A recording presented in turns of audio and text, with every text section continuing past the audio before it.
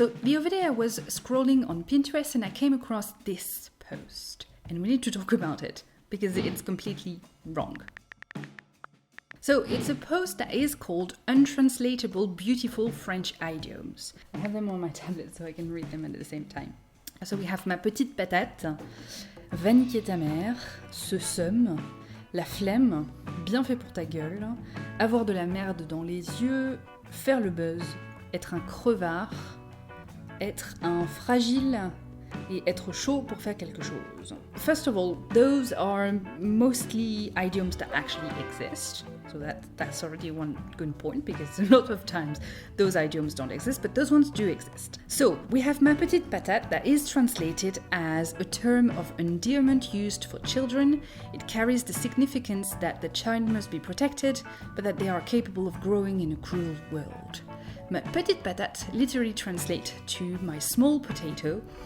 And yes, it's kind of a term of endearment, but it's definitely not in a dictionary. It's a slangish, cutish kind of idioms. Something that would be used, for example, by teenage girls or by people who really want to be cute. But my petite patate, it's definitely not just for children. It can be used on teenagers, it can be used on adults.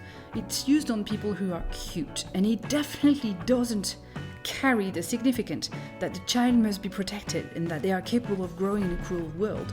My petite patate refers to those cute little videos with a potato on it, and the potato is cute. That's just what it is. There is no deep meaning to that idiom at all. Then we have another one, va niquer ta mère. Now, va niquer ta mère is something that I do not encourage you to say at all, because it's very rude, and it's definitely not the heart of a mother encompassing the heart of a children. It means go, your mom, right? So do not use that. That's the rudest thing you could say to a French person. Ce seum, the nostalgia you feel when you realize you have missed out on a common experience. Yes, in a way, although it's definitely slang. It's definitely not classy to say that at all.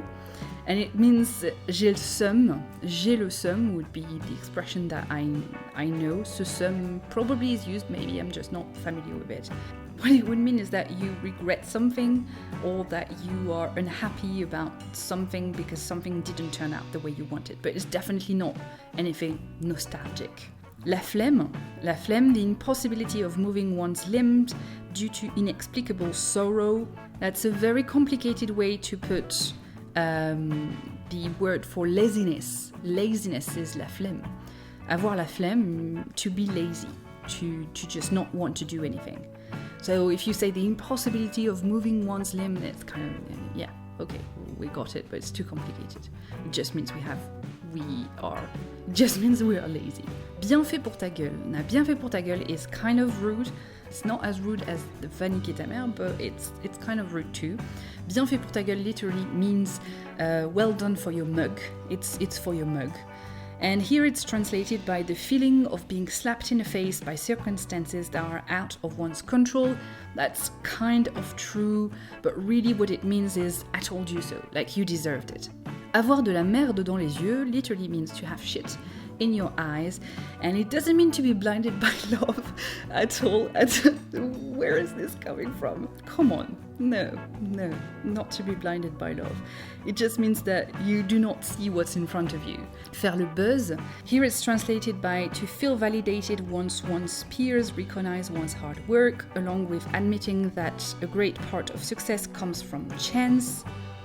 In a way, faire le buzz would just mean to be popular at the moment, like to go viral would be faire le buzz.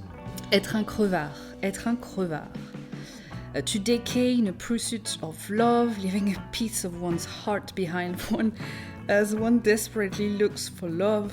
Être un crevard is slang. It has nothing to do with the pursuit of love.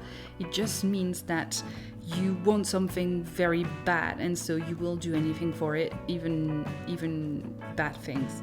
Être un crevard is generally said in the context of someone who is very hungry, someone who would eat anything, right?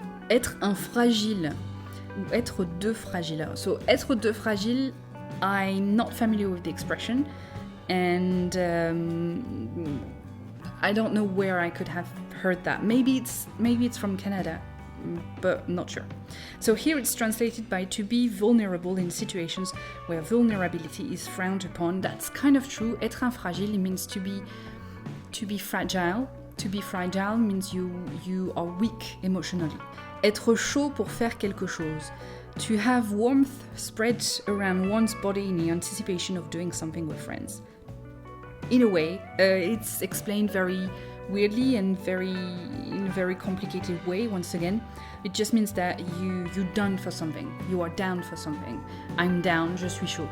Être chaud pour faire quelque chose means you are happy to do it. You are okay with doing it, or you want to do something. So I hope this video reminds you that not everything on the internet is to be trusted when it comes to languages. Even when somehow it looks like it's the right thing, it might not be a true source. It might be a source with errors. So be careful about the sources you use to learn French. If you want actual correct vocabulary, I have a playlist that is called Vendredi Vocabulary, where you will have true vocabulary that French people really do use and that you can learn if you are learning French without fearing of sounding a little bit off, because I explain them in great detail.